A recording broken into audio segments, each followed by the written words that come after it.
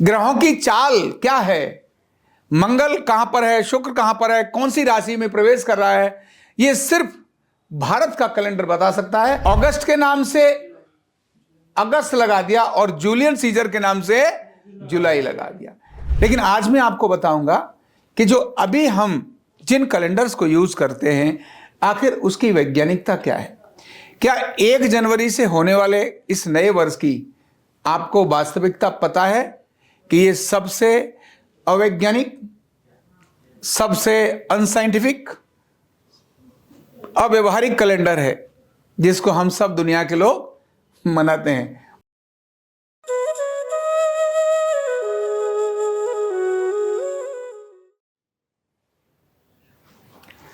शुभ प्रभात।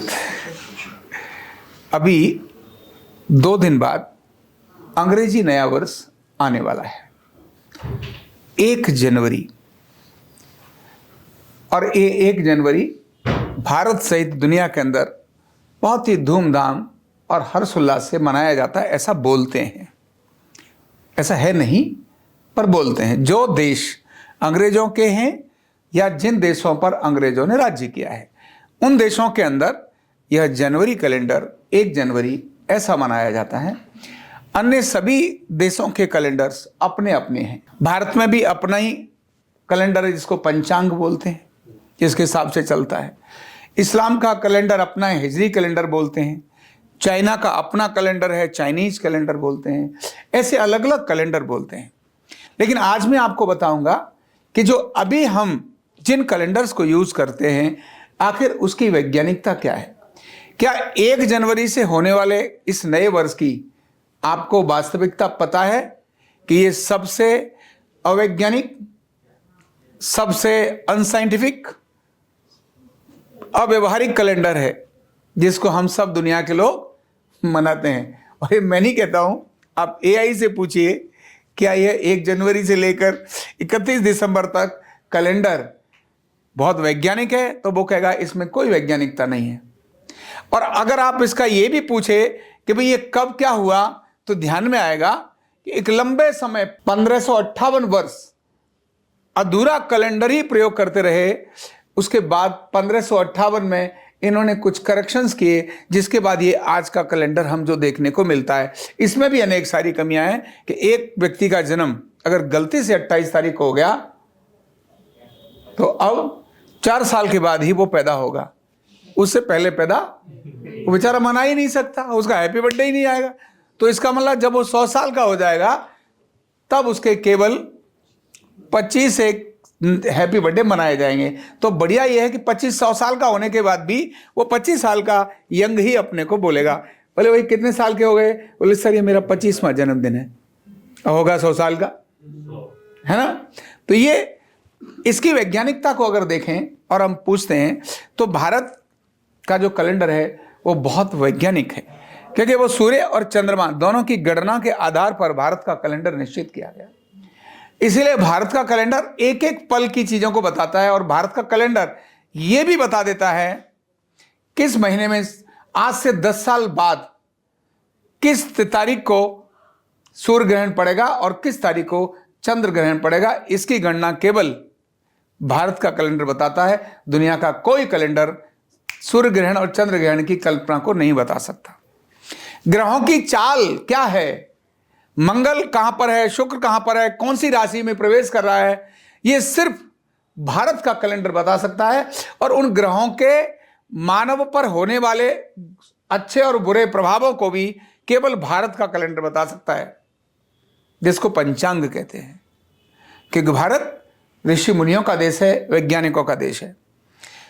दुनिया के लोगों को व्यापार अगर किसी ने सिखाया तो भारत के लोगों ने सिखाया।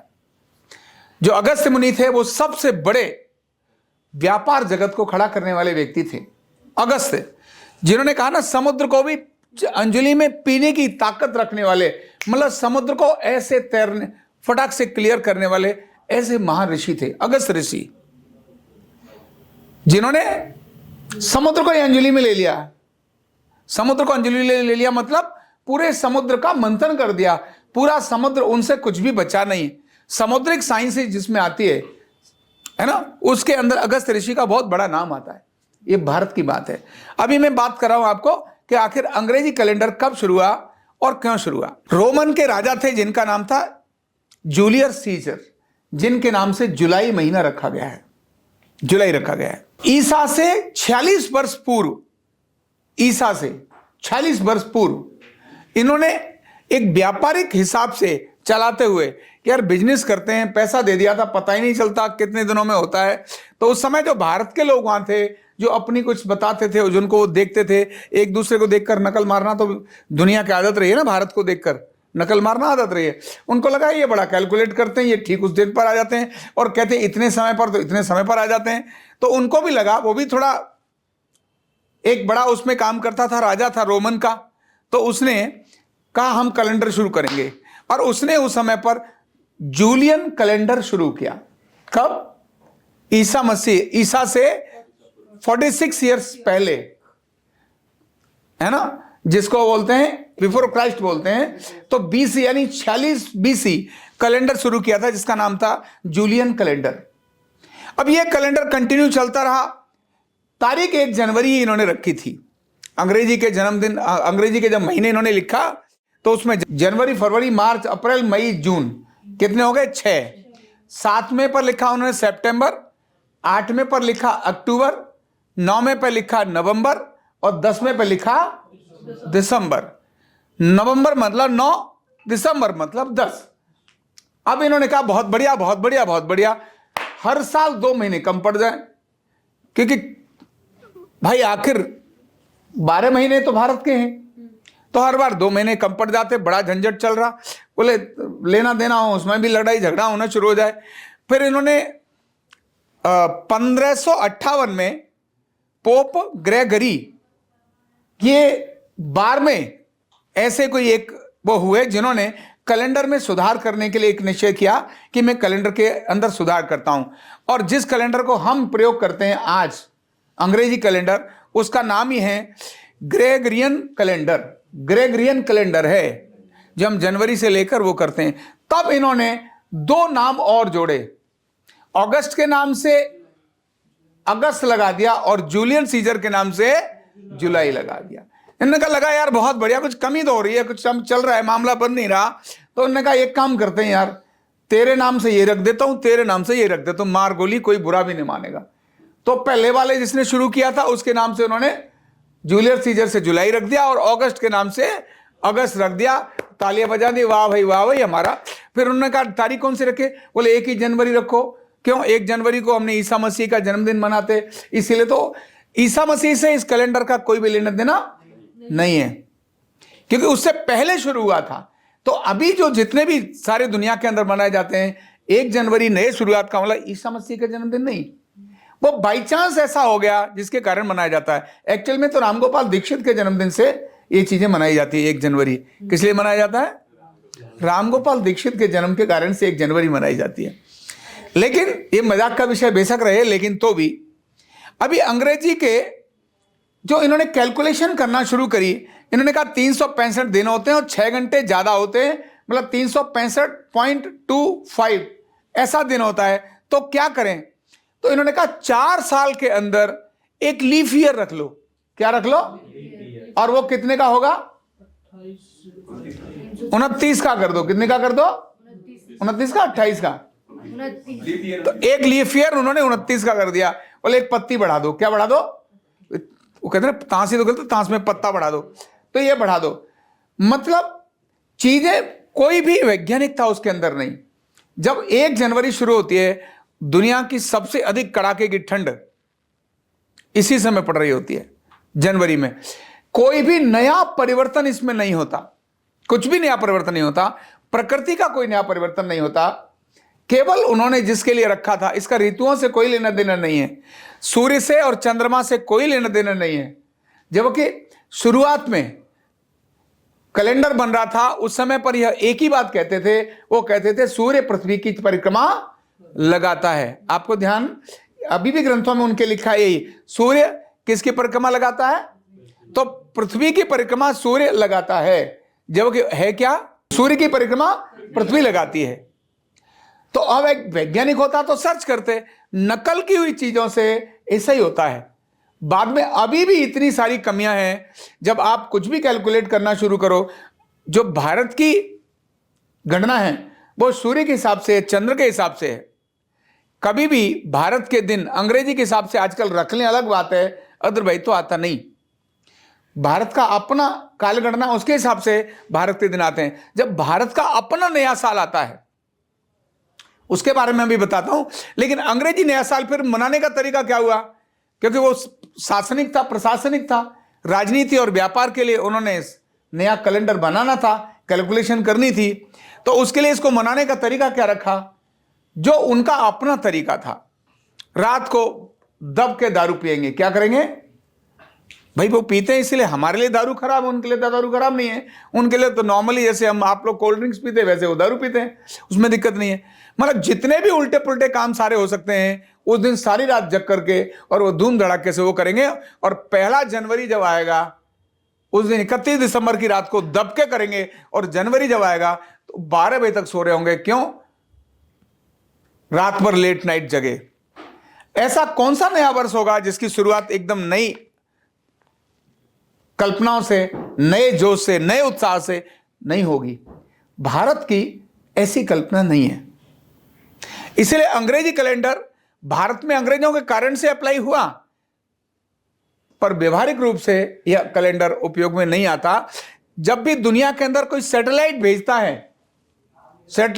है, ग्रहों पर भेजता है, वो अंग्रेजी कैलेंडर के हिसाब से नहीं भेजता।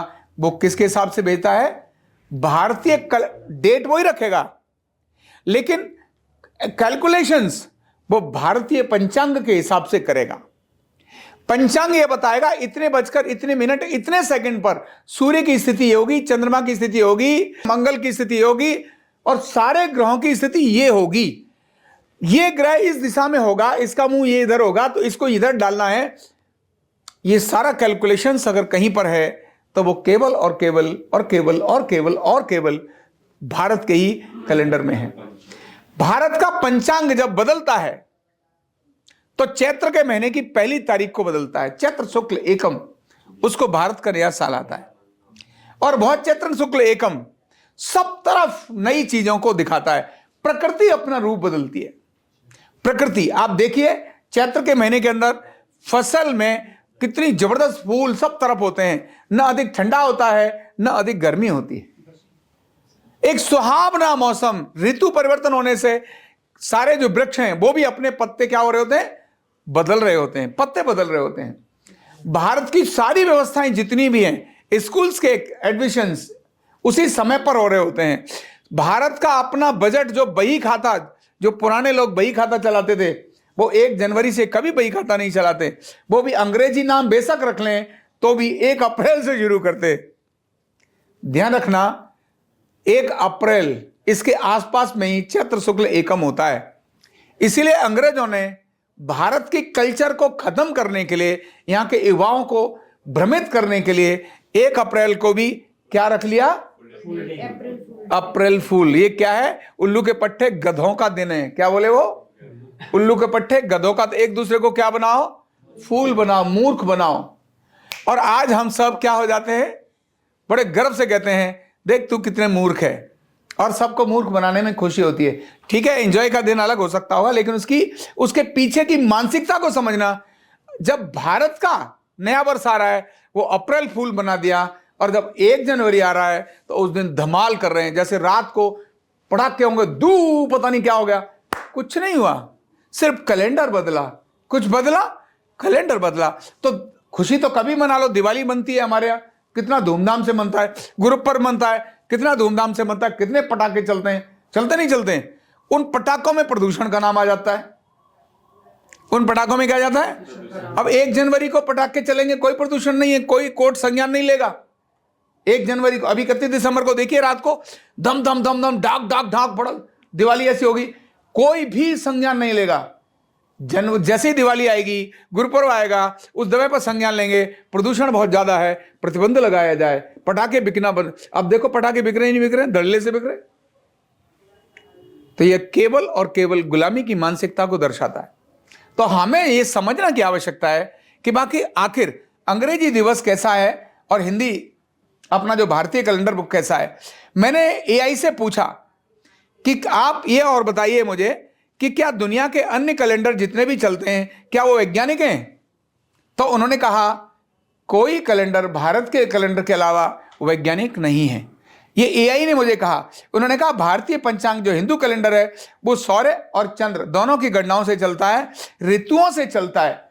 बाकी जितने कैलेंडर हैं वो सभी अवैज्ञानिक हैं, जिसमें कहा इस्लाम का हिजरी कैलेंडर है जो 12 महीने में केवल 354 दिन गिनता है। कितने? 365 दिन नहीं गिनता। कितने दिन गिनता है?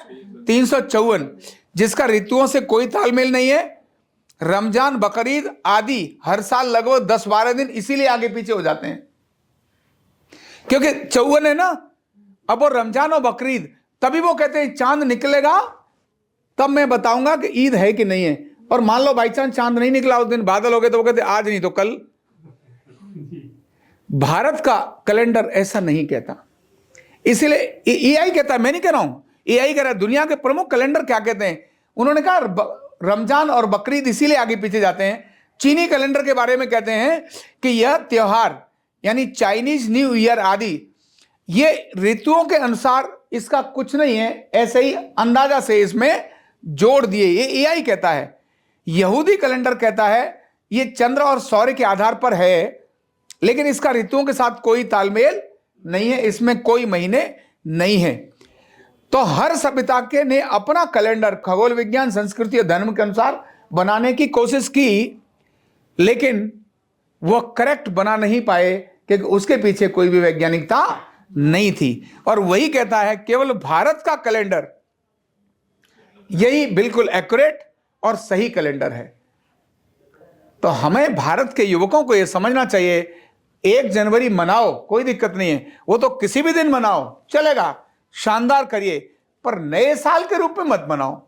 सब तय कर लो भाई इस तारीख को हम धमाल करेंगे, करो, लेकिन उसके हिसाब से नहीं। और कैलेंडर का भी उपयोग हम बेशक 1 जनवरी से लेकर कैलेंडर का उपयोग करते हो, पर भारत के अपने कैलेंडर का उपयोग ही हमें अधिक करना चाहिए, जिससे शुभ और अशुभ भी वहां पता चलता है। 1 जनवरी से लेकर 31 दिसंबर तक कोई भी दिन ऐसा नहीं कहता जो ये कहता हो शुभ है या अशुभ है, जबकि भारत ग्रहों के हिसाब से चलता है, वो शुभ और अशुभ इसकी गणना करता है। हम सभी के अंदर जल भी है। भारत कहता है चंद्रमा जिस समय पर, चंद्रमा के हिसाब से चंद्रमा और समुद्र इनका तालमेल है। चंद्रमा और समुद्र यानी कब समुद्र में ज्वार आता है और भाटा आता है, ये चंद्रमा के हिसाब से चलता है। शरीर में भी जल उसी प्रकार से बढ़ता और कम होता है। जितने भी जुकाम और सर्दी की तकलीफें हैं ये रात में जोर ज्यादा पकड़ती हैं, दिन में सुबह होते होते कम हो जाती हैं, क्योंकि उस समय पर समुद्र की जो है ना पानी, दिन में पानी सुबह से लेकर नीचे जाता है दोपहर तक, दोपहर के बाद पानी धीरे धीरे बढ़ना शुरू होता है। इसीलिए शाम के समय और रात को जलजन्य रोग अधिक बढ़ते हैं, दिन में नहीं होते, बहुत कम होते हैं। सर्दी जुकाम का प्रभाव सुबह 8 बजे, 10 बजे, 12 बजे देखो कम होगा, 12 बजे के बाद बढ़ेगा। ऐसा अद्भुत भारत का यह कैलेंडर हमें अपने आरोग्य के हिसाब से भी मनाना चाहिए। और एक अंतिम बात कहता हूं इसमें कि जो बीमारी है ना हमारे अंदर कभी जोर करती है, अचानक कोई बीमार होता है, वो देखना शुरू करे आपकी बीमारी अमावस्या और पूर्णिमा इन दोनों के साथ कोई ना कोई कनेक्शन होगा।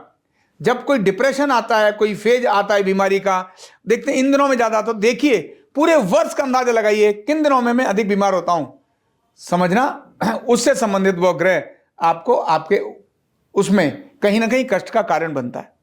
तो इसलिए भारत के कैलेंडर को और दुनिया के कैलेंडर में समझकर हमें फिर इस 1 जनवरी को और इन सारे कैलेंडर्स को मनाना चाहिए।